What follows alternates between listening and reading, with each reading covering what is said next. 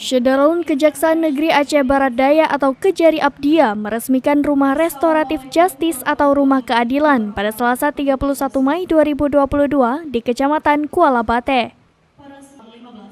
Peresmian Rumah Keadilan yang berlokasi di Gampong Tengah Kecamatan Kuala Bate itu diresmikan langsung oleh Kejari Abdia, Heruwijat Miko SHMH, dan didampingi oleh Bupati Abdia Akmal Ibrahim SH, dan turut disaksikan oleh Sekda Abdia Salman Al-Farisi ST dan sejumlah pejabat lainnya.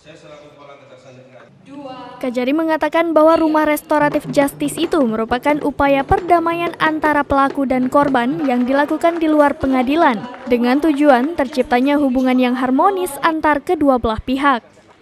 Gampong Tengah ini satu-satunya desa yang menjadi Rumah Restoratif Justice di Kabupaten Aceh Barat Daya.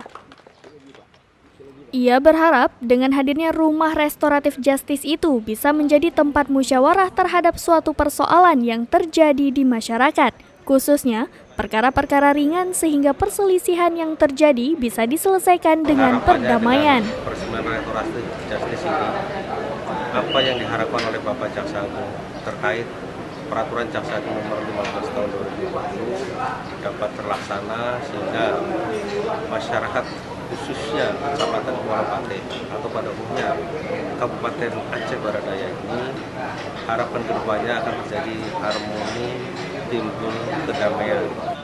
Semoga dengan hadirnya Rumah Restoratif Justice, sesuatu persoalan yang timbul di masyarakat bisa diselesaikan dengan keadilan restoratif, khususnya perkara dengan ancaman di bawah 5 tahun. Sehingga kehadiran Rumah Keadilan mampu menciptakan dan terbangunnya harmonisasi dan hubungan yang baik antar masyarakat Kuala Bate khususnya dan Abdia secara umum sesuai keinginan Jaksa Agung terkait Peraturan Jaksa Agung Nomor 15 Tahun 2020. Dari Abdia, Rahmat Saputra, Serambi On TV.